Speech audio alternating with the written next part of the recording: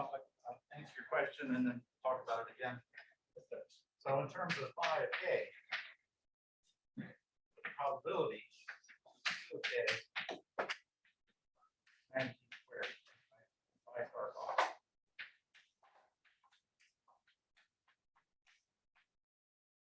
So the average for all values of k.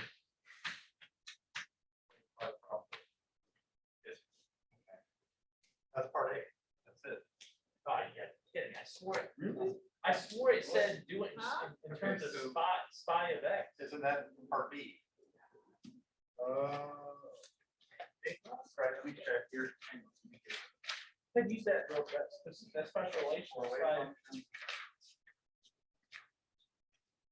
Oh, for that wave function, write down the integral.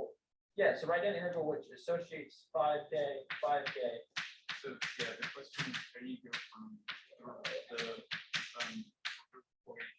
the size This is to the average of k.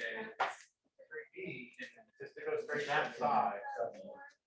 So the average of k is going to be psi star of x. K operator. K operator is 1 pi by x.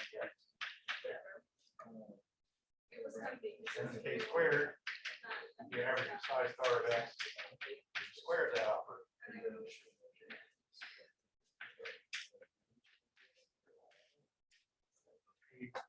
Squared is negative 7. So I thought we had to go from the actual drive all of it. Right, no. I mean, if you do it, that's great. I thought it was On the your whole own. point. So you can go from here to here. But the key thing is when you have a k here times 5k, and then you have the 5k as the psi of x e to the minus ikx dx. Okay. All right, that's the Fourier transform. Okay, k is a constant. K doesn't depend on x. So, and this is a sum, so I can distribute this over the sum. So this is the sum, the same as psi of x k to the minus ikx dx, and this is the same as k hat acting on e to the minus ikx. So that's derivative. Let's go back to watch the lecture. This is what I did in the lecture.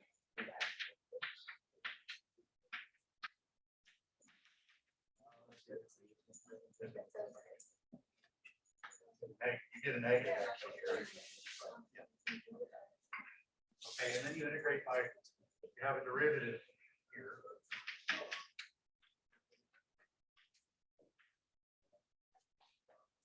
Psi of x. I'm sorry. Double there. Like pi times the derivative of x minus I k x. And I integrated by parts. So this is the same as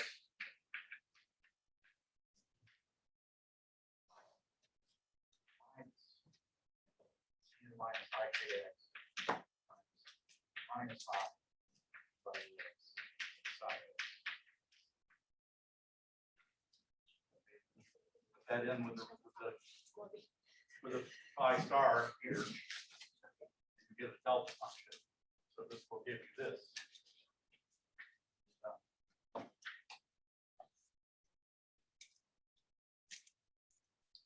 And probably had to derive all of that. But it makes sense. Derivations what I did in class. Going back to what I did in class.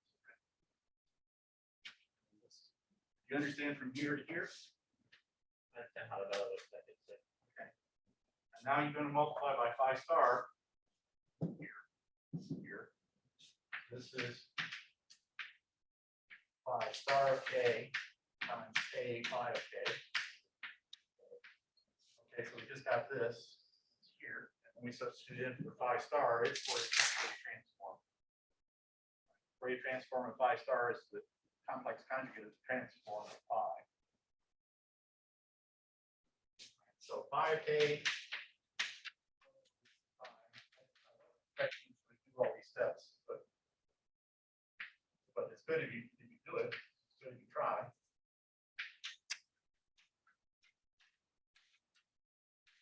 Okay, so what is phi star?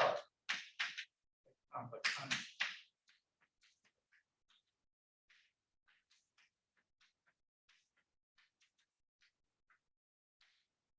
Okay, so this part is here. This part is here. Put them both together.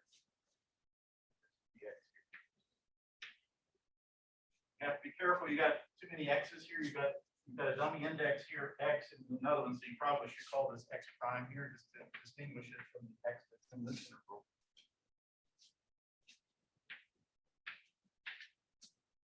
Okay, okay so far? Because this is a dummy index. X is dummy variable. Doesn't take on any particular value. You've got to use twice, so you don't want to use the same name. That'll cause confusion. It goes away in integral. This is that integral. So it's not like the same as dummy. It's not. Your variable of integration. So take a look at the solution. It's in there. You can go back and look at it. Study the solution. Still have a question if you look at the solution. We'll go over it again on Monday. Okay. So if you still have a question on Monday, let me know. I'll do it carefully. So, it's down to a direct delta function. It's a direct delta function. Go from here to here. What I just expressed.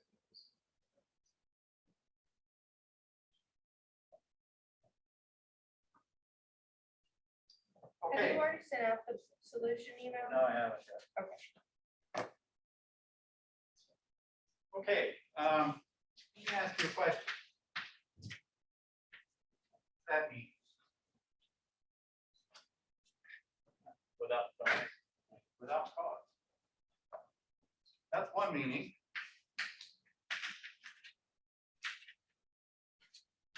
Another possible meaning? Yes, sir. Unpredictable. Unpredictable. Yeah.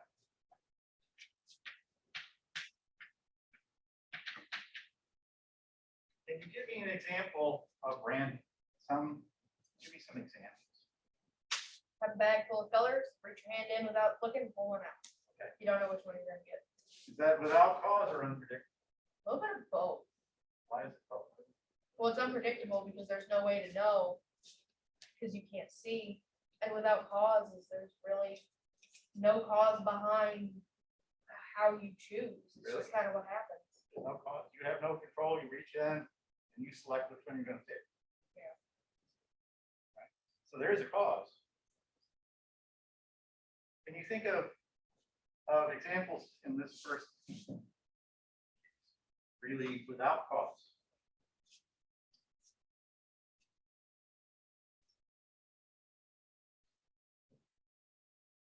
I'll help you out because maybe you've heard this. If I ask the same question to a bunch of physicists, faculty in the physics department, well, 90% of them, at least, would get the same answer. You know what it is? In the first cat. Oh. And the electron movement, possibly. Okay, something to do with an electron movement. That's not the one place. It's random. It's like statistical. But it's not constant.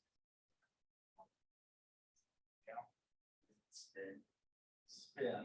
Spin without cause. There's more to your answer, I think. What do you think? I always think like electrons spin like What did they say in chemistry class? Spin is random. or at least that's how I look at it. I think they said motion. I think they say motion is Random. so that falls. That's not the one that I'm thinking of. I'm thinking about what most of my colleagues think. Most of the physicists in the country. I thought maybe you would have heard. Yeah. It's a trick question, maybe like this It's not a is trick the question. thing No. as cause now. It's not a trick question. some of you may have heard it. Nuclear decay. Is that something that you've heard, that nuclear decay just happens when it happens? There's no, it's just random. Right? You have a radioactive element, radioactive nucleus, just one. When it decays, it's just random. It decays. That's not something you've heard. Okay, well, you'll hear it. You'll hear it. They're asserting that's without cause. That's the assertion. They would, most physicists would say it's in this first category. There's no cause, it just does it. Yeah. Why would they study it then? Right. That's a good question. Is that really science? How would you go about proving that something is without cause? How can you prove such a statement? How do you prove that something has a cause? You find out what it is, right? And you control it, and change it, and then it doesn't happen, or it does happen. Yeah, it's kind of proving a negative, isn't it? How do you do that? It's not logic. Disprove all You the have to prove, yeah, you positives. have to prove It's that not there, logic. What's that? you have to prove that there is no cause. Yeah, That would be, all you can really do is prove you haven't found it yet, really. So nuclear decay is said to be an example of without cause, and this comes back to Heisenberg, is one of the ones who first asserted that nuclear decay is a random process, but there are other processes. In fact, all quantum processes are supposed to be random. In this category, this is Heisenberg's assertion with no proof, but it's something that gets repeated over and over again. And physics, people who take physics courses, most of them will have this example, nuclear decay, as being an example of something happening without cause. But there's no proof. That's strange. That physicists would assert with absolute certainty something they can't prove. There's no evidence. Okay, so this is really what's happening in nuclear decay. Let's see if we can understand it better, another way of expressing it. So a young man goes into the grocery store to work. He's stocking the shelves, putting up bread, and a young lady comes in. She's there to buy some bread for the family, take it home, and they meet. Stocking the shelves, she's pulling bread off. 50 years later, 51 years later, they're celebrating their golden anniversary with all their kids and their grandkids, great-grandkids. And the great-grandkids or the grandkids say, "How did you meet?" Say, "Well, it was chance. Random." That's in this category. Being more specific, she had a reason for being there, he had a reason for being there. It wasn't no cause, and they had a reason to be attracted to each other, right? It was two lines of causality that are uncorrelated.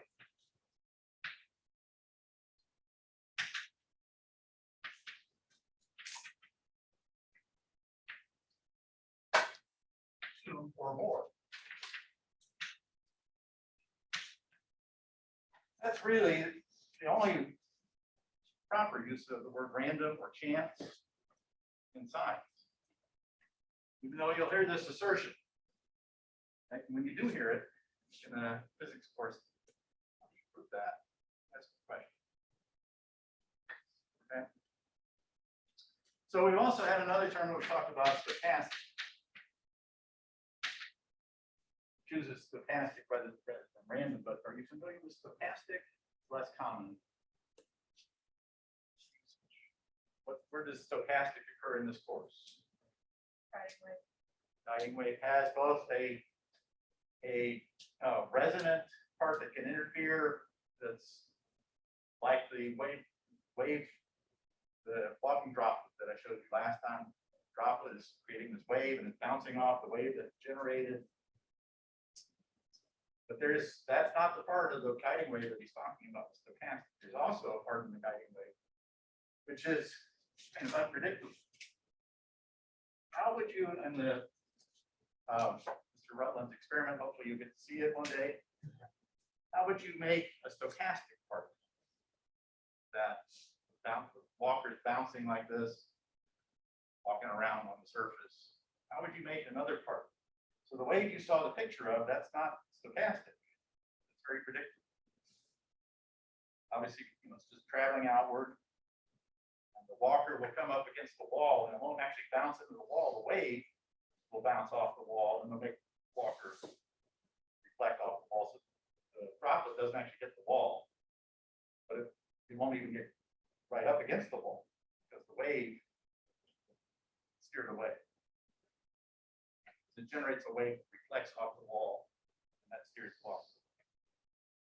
What do you make a stochastic part? Would it be the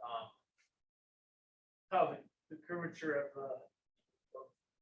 like the curvature or the propagation and the curvature of the surface of the oil? That'll be independent of the particle of the droplet itself bouncing. But that wasn't happening in the video, right? There wasn't any such part. It was definitely dependent on the walker and the drop and the wave were in sync with each other. Right? They were sync. I was gonna say the two independent paths of the particle and the path of the wave interact with one another and cause the particle to. But that's not stochastic. Oh, I'm sorry. Okay, guys, how would you make a stochastic part? Can in that experiment. What if you had on the surface, you had one droplet, but then you had a bunch of other droplets also walking around. But you don't know where they are. How do you see their influence? They are all generating waves that are coming in, and they're all moving around. So that there's going to be a part to the wave which is coming from the other walkers.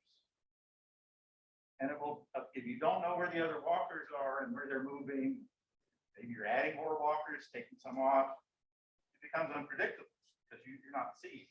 So the stochastic part of the guiding wave can come from other sources, other influences going on. They're just, you don't know what they are. So that's in this category. Stochastic part of the guiding wave is this unpredictable part.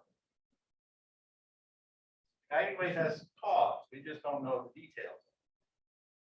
But it is definitely, for example, that droplet is making its own wave.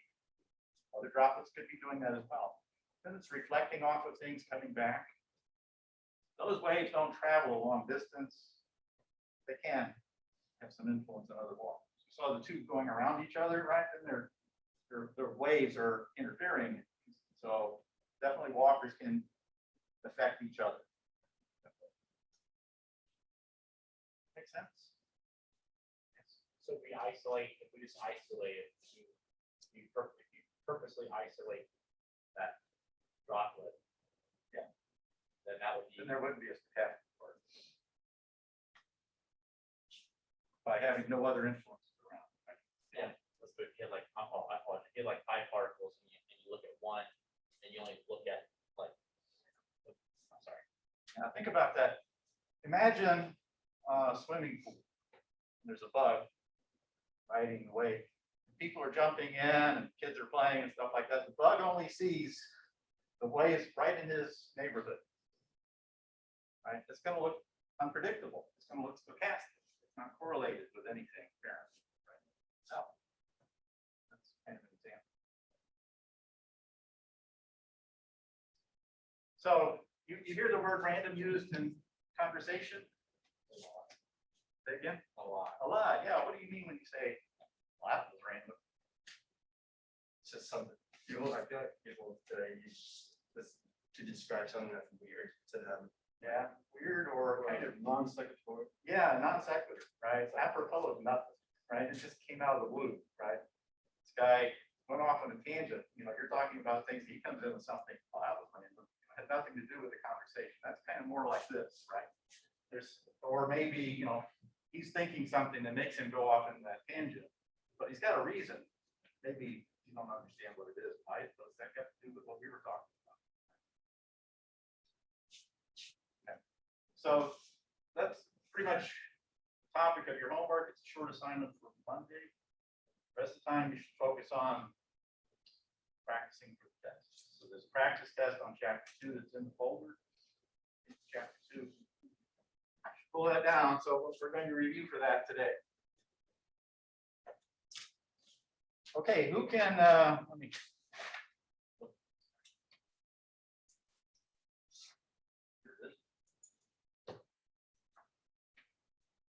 Okay, so the test, there are a lot of questions on the practice test that will help you for the test, but it's not going to be as long as the practice test.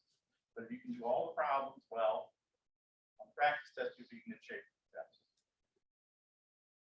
Okay, so can somebody write for me the time-dependent Schrodinger equation for a particle moving in a particle of mass m?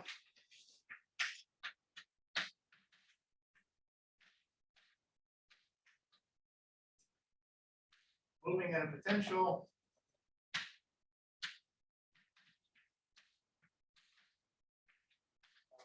G of x versus 1 dimension.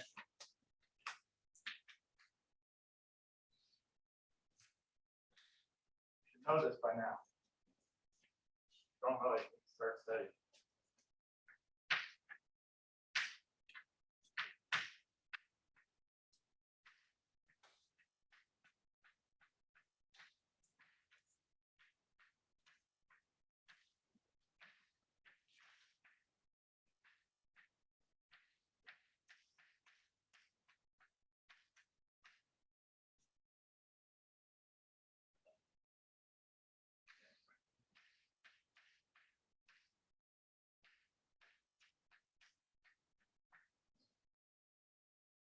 You have any questions about that one?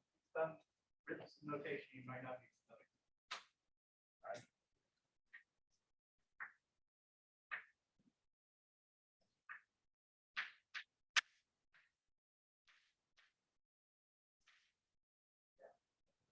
What you did, you used the subscript on the partial derivative, script d. Right, so this is the second derivative with respect to x. This is the first derivative with respect to time. Take that. Okay, yes. When I've been writing, so I'd be confused about the negative sign.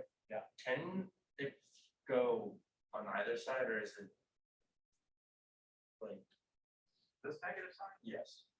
Well, if you multiply both sides by -1, you would also flip the sign of this into this. All right. You can do that. It's not usual. Remember, this corresponds to the kinetic energy piece, and it's not negative usually. Right? Like you have a plane wave. Take the second derivative of a plane wave. Maybe I kx minus omega t. Take the second derivative of that, what do you get? K squared. To the negative. Negative takes. And so the negative here cancels that negative. So you get an h bar squared k squared over 2. Positive. Okay. All right, next question is, write the time-dependent Schrodinger equation. One dimension. Or time-independent Schrodinger equation. For particle of mass m.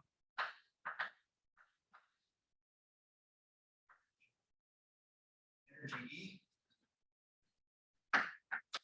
Moving potential. Somebody has it interrupted.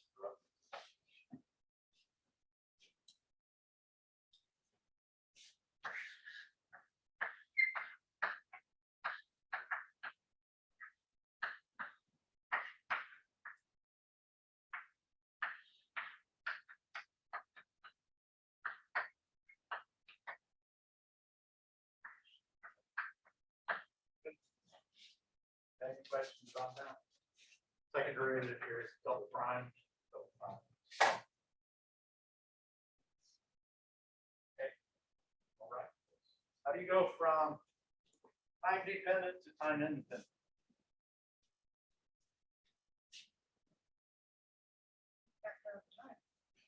And you factor out time, but how do you do it in a specific way? The e to the I k x minus omega t. Minus I omega t, time dependent. So you say psi of x of t I is x times e minus I omega t. What does omega have to do with e? It's E over H bar equals omega. Yeah. So this h bar here combines with omega to give an e. Okay, so what is this called? Particular kind of solution, not a general. So, Plane wave solution. now, pure modes. Yeah, there you go. Second guess. You got a second guess. All right. Pure modes. All right. It's not a plane wave. It's a plane wave only if psi of x is e to the ikx. That's a plane wave. And a plane wave will not generally solve this equation. D of x is something other than 0. Plane wave is not a solution normally. Maybe only in certain intervals of region where b is 0.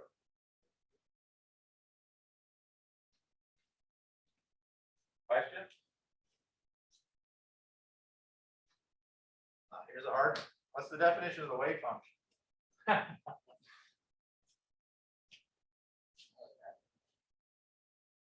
That's the one that's in the front of the book. Yes, sir. There it is. You want to read it to us? I mean, I don't think this definition starts off with the guiding wave structure, but there's a sentence in there that has to do with it. You pull out a definition of the wave function. Read that part. Last. Say about psi of x d.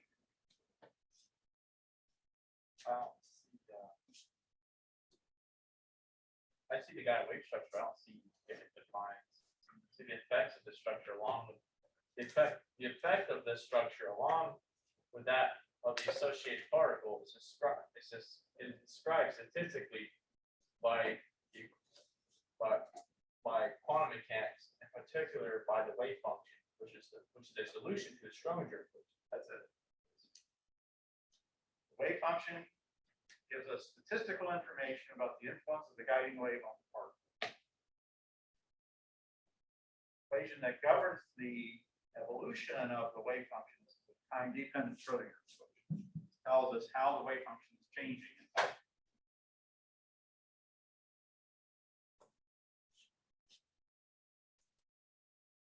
Notice the statistical. What does it mean, statistical?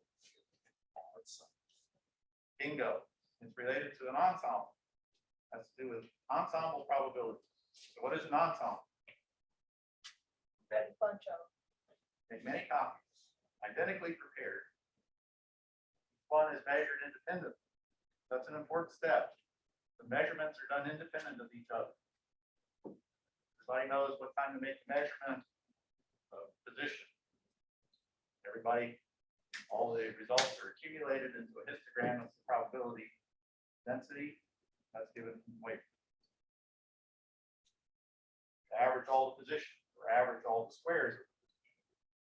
Average all the k values, right? The operation of k. Get the moment.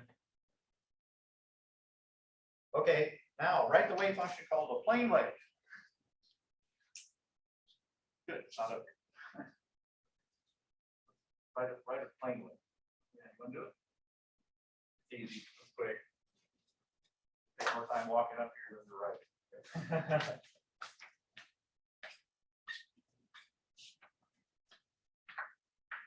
Full time with it. Yeah.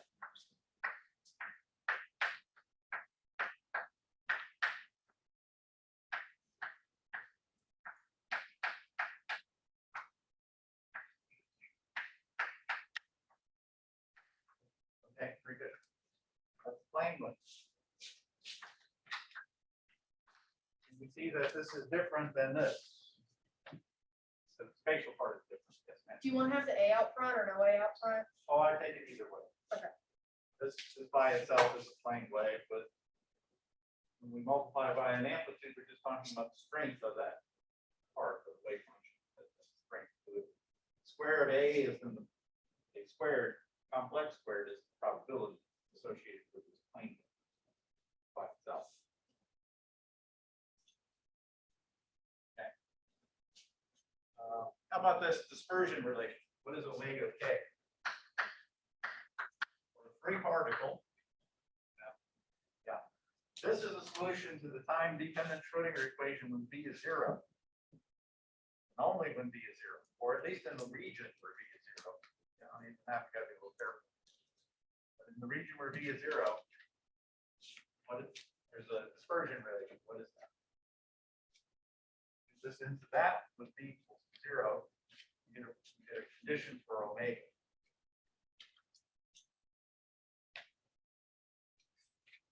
Dispersion relation for the free particle Schrodinger.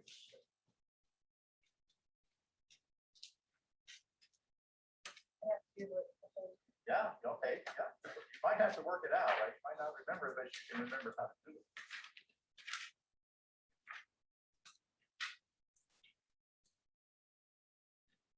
Did this on a homework. Actually, more than once.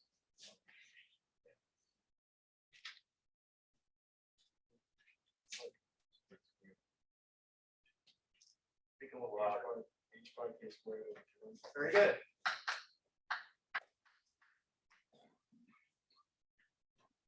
Dispersion relation.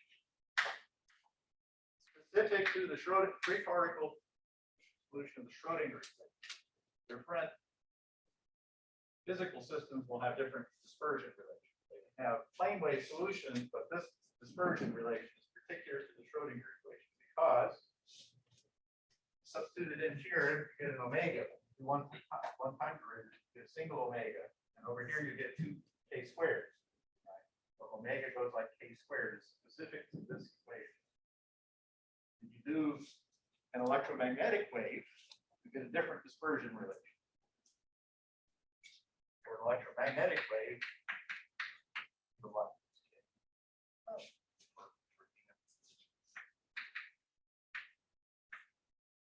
Wave equation for the electromagnetic wave. Schrodinger is a wave equation. One will have a dispersion relation. We're talking about otherwise free particles or light traveling without hitting it. This is the one that you need to remember dealing with an electron or any particle of mass.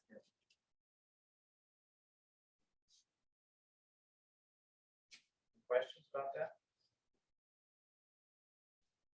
That's that sprint relation, that's again, yeah. Okay, so you should be able to take this, substitute it into here with v equals to 0, which would be the free particle, and get that dispersion. It's like an average, right? So, or like I see dispersion of the ensemble for the free particle.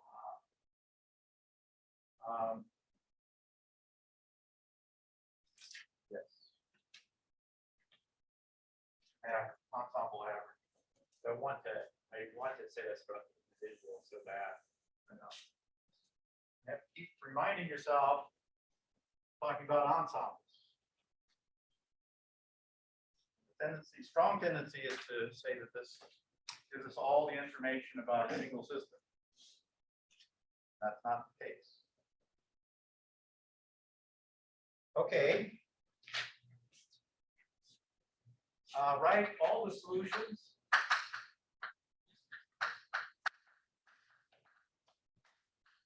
For particle of mass m.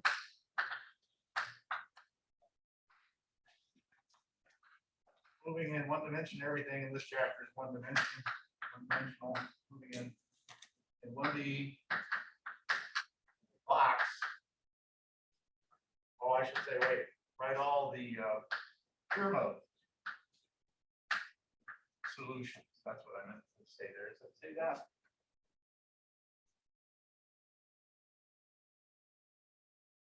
Stationary states. Pure mode. There's another term. Actually, I introduced, I think, 2 other terms.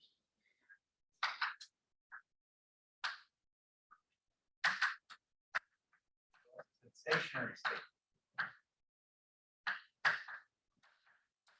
We also hear normal load. That's less common, but it does occur.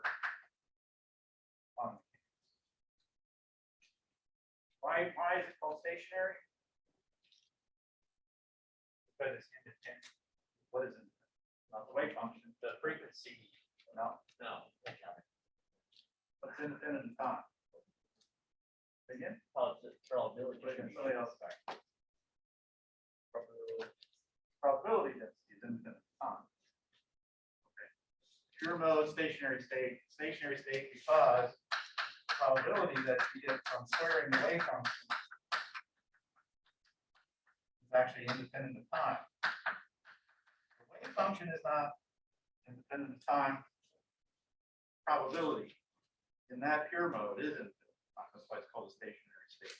Probability is not. Okay, so who can write down all the solutions for particle mass m moving in one dimension in a box of width L?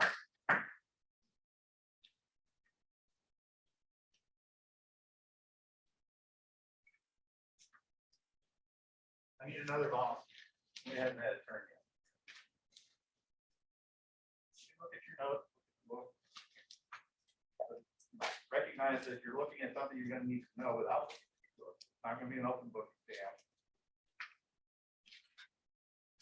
This is review.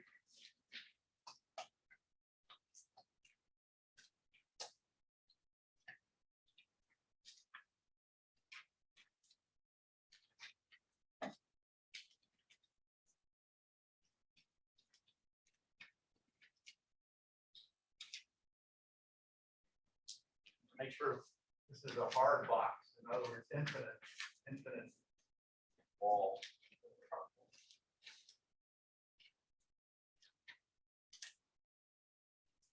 Found it yet?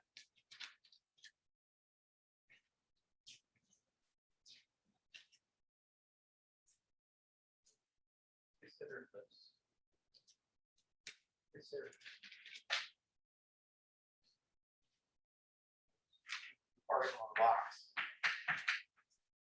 Oh, PID.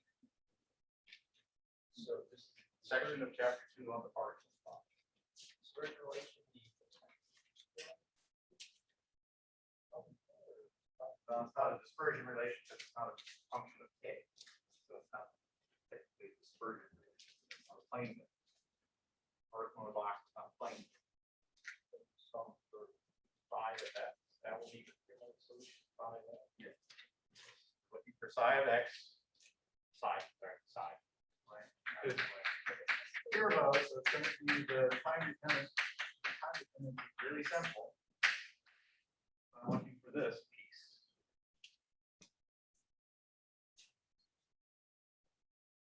Alex? No, I'm sorry. Chandler. Aaron. Sorry. You have no idea how hard it was on me not seeing faces. I still don't see enough of your faces, but I got, the hair and the eyes. Sorry. I'm sorry. Usually by now I bet everybody thinks that. And yeah, there it is. That's psi of x. What is in?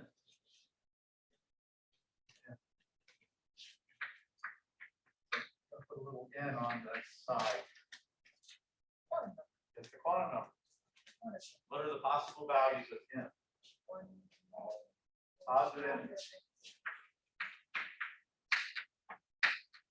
plus, positive n is an element of z plus. 1, 2, counting them. 1, 2, 3, 4. Not starting with 0, but starting with 1. If n is,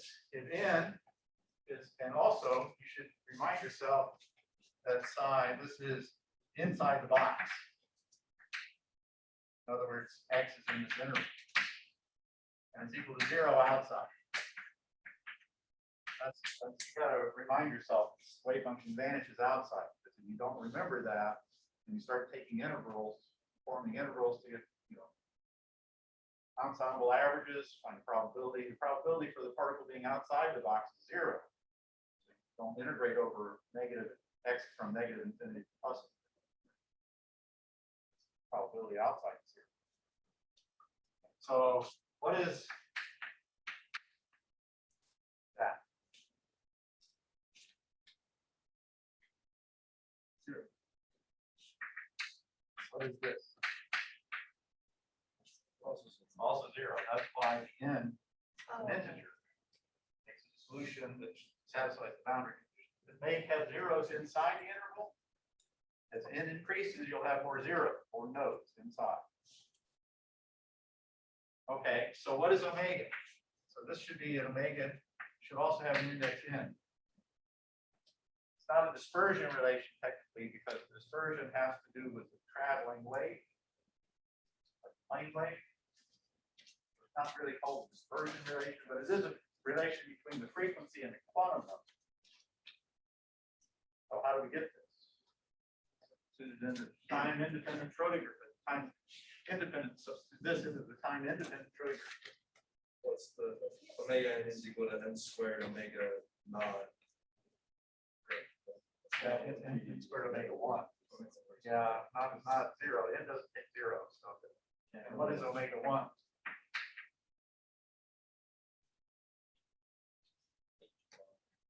A squared. H bar what? Isn't there k squared? There's no K here, right? Okay.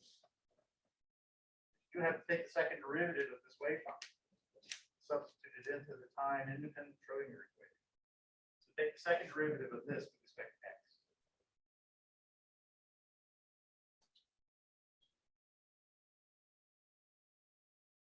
So h bar n squared pi squared over s. Right, there's the n squared, right? H bar pi squared over 2ml squared.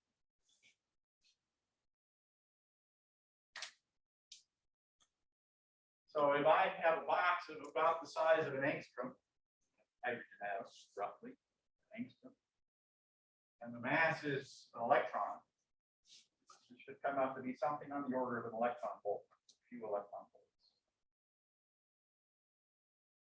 The frequency, if I multiply by h bar to get the energy, right? The energy of the state is h bar.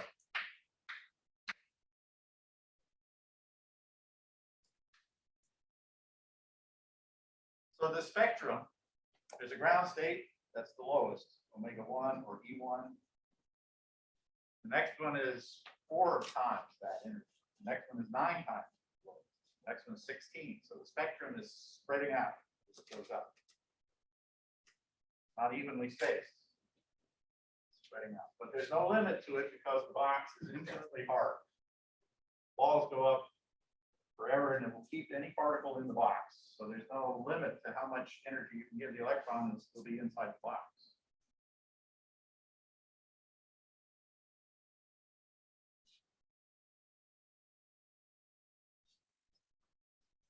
Okay on that?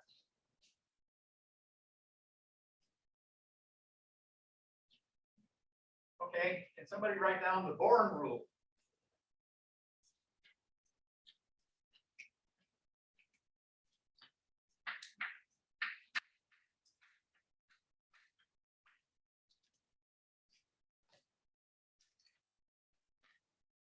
Mathematics change.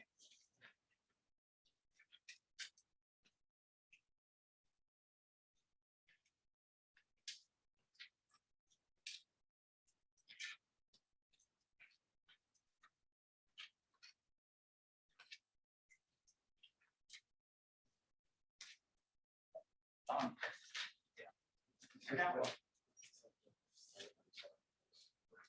Yeah. Probability density.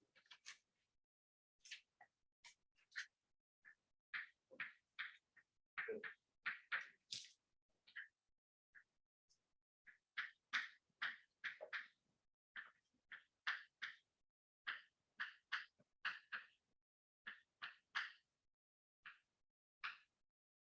Good.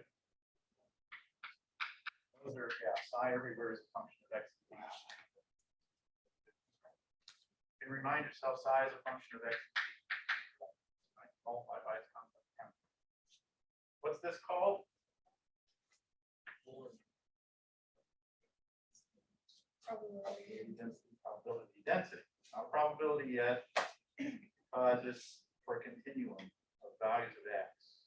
So p of x dx, that's a probability. Tell me what this is.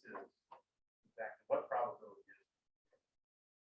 probability for a lot. So start with probability. Why are we talking about probabilities? Like the ensembles. Okay, so it's now relate the probability, this probability density to the ensemble. That is also the probability.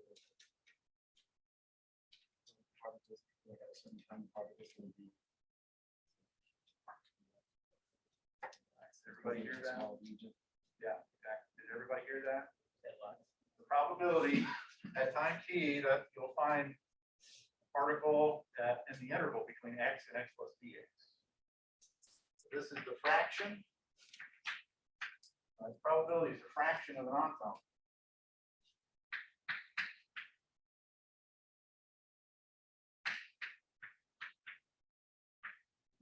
Fraction of the ensemble down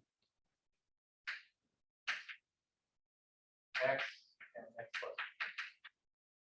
So it's small. If dx is small, as it should be for a continuous range of possibilities, dx could be small.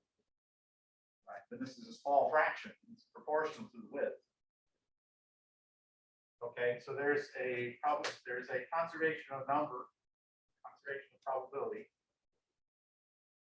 Like you said, a fraction ensemble, that's what I was saying, like, that's how many, like, that's how many, like, members of the ensemble. The fraction of the members of the ensemble. Yeah. So how many members of the ensemble divided by the total number of That'll give you a members in the fraction. ensemble? It's going to show up anyway.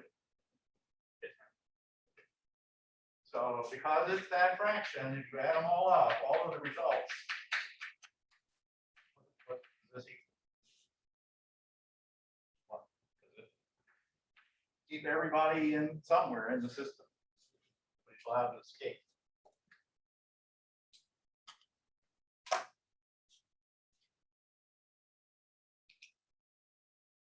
Okay. For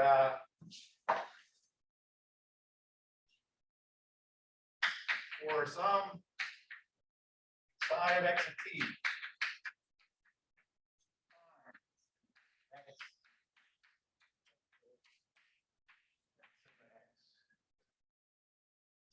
We'll just write it down, write down the equation.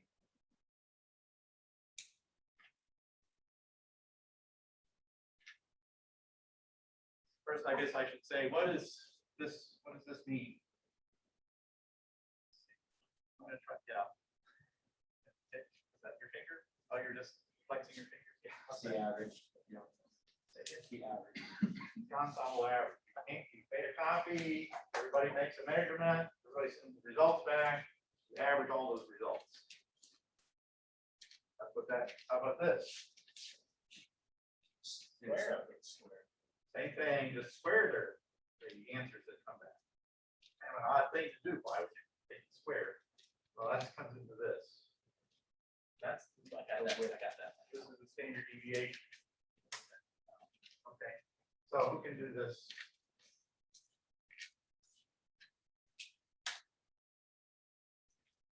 Well, that's really good for doing this.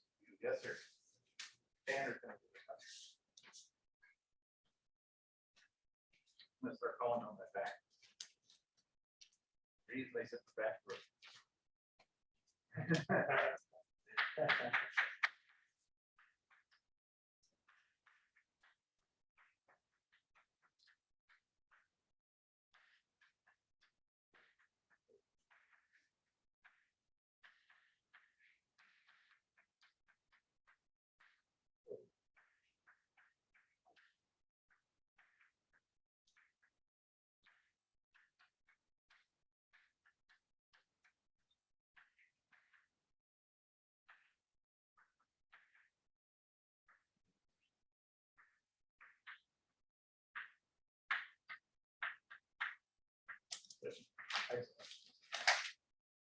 The name for this standard deviation, but there's another name used in quantity. Uncertainty. But it doesn't mean that the individual measurements have any uncertainty. Everybody can be very precise in the measurement of x. This is an ensemble property. It's only an attribute of the ensemble, not an individual system. Each system has been measured to have a definite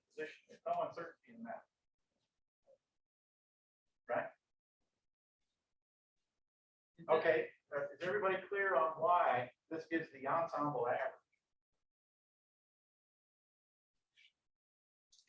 Everybody clear on that? I mean, we've taken it, if you were doing it, if everybody gives back a set of positions,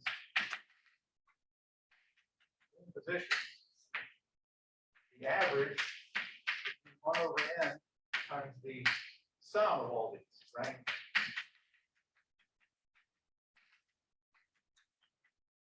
Are you clear on how this represents the same thing? Binning these results and then counting how many are in each bin. And then the bin has been made really small width. You get a continuous probability density. Or you can write it as an interval instead of sum.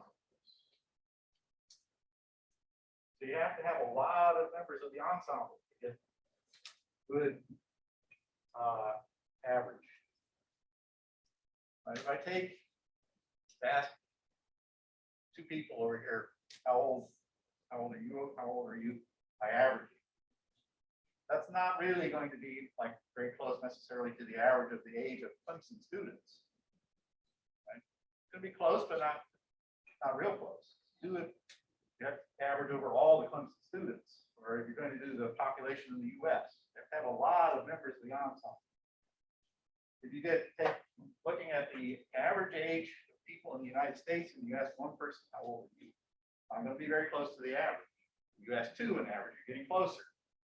You have to take a good size sample to get a good average. So this is viewing that the ensemble is arbitrarily large. So we can make a continuous histogram, continuous probabilities.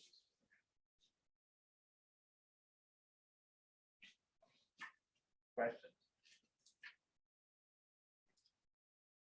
Okay, if it's a stationary state, suppose this is a stationary state, pure mode for a particle in a box.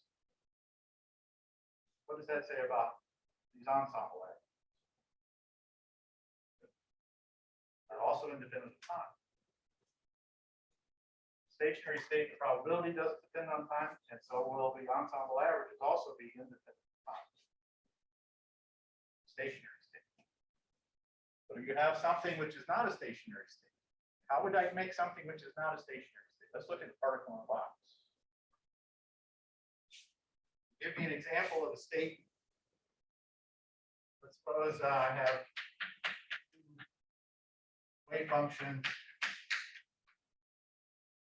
psi1 and psi2. We wrote down the particle in a box states. How would I make from, say, the first two states? How would I make something which is not stationary?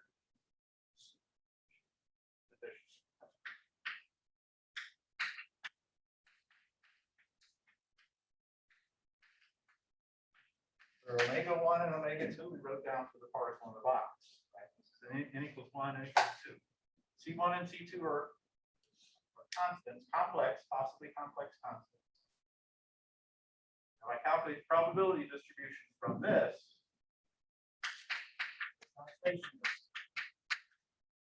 Time dependence will depend on the difference between these frequencies.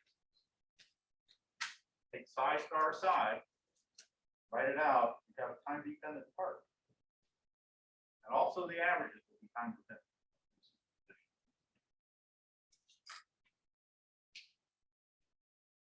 Questions so far?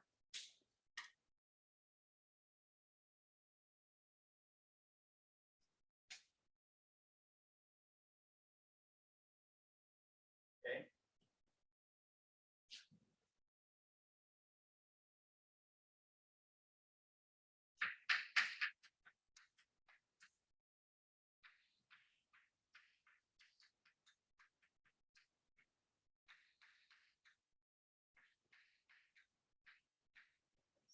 What's the name of this wave function?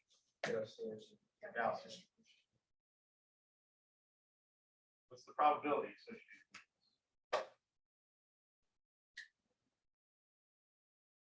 Psi star psi. It's also Gaussian.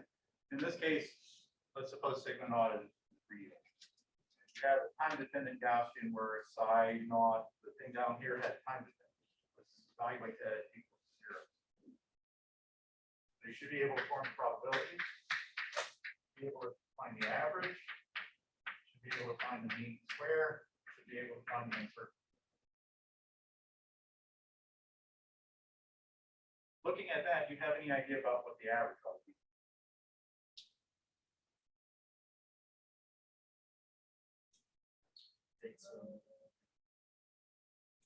But you sketch that weight function. The function of x. It's X R, is that notation? Let me, What is psi, plot psi of x? Zero is the average. Yeah, the average value of x will be 0 because the probability and the wave function is symmetrical. Right? This wave function is symmetrical around x equals to 0. So is the probability. Where this will also be symmetrical. So in other words, we're getting reports back from the field. Everybody's making observations, and we get just as many negatives as positives. We get a bunch of them near 0, but some are not 0. All averages out to 0. This should be 0. You should be able. So I'll give you a table of integrals, the one that's on Canvas. You'll have that. You'll have the table for your transforms available as well. But you should be able to do this. Pointing to items in the table of integrals. Any idea what this comes out to be? You remember? Sigma. Yeah, it turns out to be sigma naught. That's why it's called sigma. Why it's chosen that way, because it will give this by standard deviation probability. Okay, so we'll continue this on Monday. So you got a short homework for Monday. Spend a lot of time reviewing for the test because I want all your questions on Monday about stuff you don't understand. Okay, see you. Have a great day.